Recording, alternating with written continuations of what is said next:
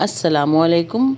आज हम बना रहे हैं बहुत ही सीधे सादे तरीके से भिंडी, जो कि टमाटर के साथ बनेगी।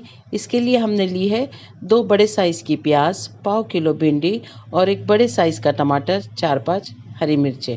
भिंडी धोकर हमने खुश्क कर ली है और उसे काट कर रख लिया है।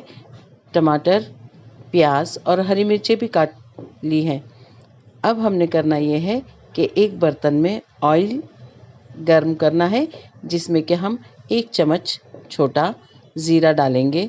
ज़ीरा सौते करने के बाद इसमें हम प्याज डालकर हल्के गुलाबी होने तक इसे फ्राई करेंगे। याद रहे कि प्याज को ज़्यादा सुर्ख या लाल नहीं करना है, वरना इसका जायका ख़त्म हो जाएगा। प्याज हमारी ऑयल के साथ सौते हो रही है और जैसे ही हमारी प्याज पिंक कलर की हो जाएगी, इसमें हम कटे हुए टमाटर और हरी मिर्चें शामिल करेंगे और उसके साथ खूब अच्छी तरह से इसे पकाया जाएगा। इस वक्त टमाटर डालने से टमाटरों का पानी सूख जाएगा और जब हम इसमें भिंडी डालकर भूनेंगे तो एक फ़ायदा ये होगा कि हमारी भिंडी ज़्यादा चिपचिपी नहीं बनेगी, क्योंकि टमाटर का पानी ऑलरेडी इस वक्त पकते हुए सूख चुका होगा। हमने अभी डाला है हरी मिर्चें और टमाटर।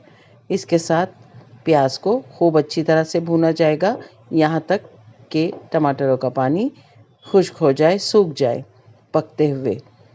तमाम चीज़ें मिक्स करके खूब अच्छी तरह से भूनी जाएगी और अब हम इसमें डालेंगे आधा चम्मच हल्दी।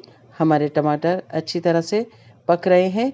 याद रहे कि बहुत तेज़ आंच पर इसे नहीं पकाना है, मीडियम आंच पर हम इसे पका रहे हैं।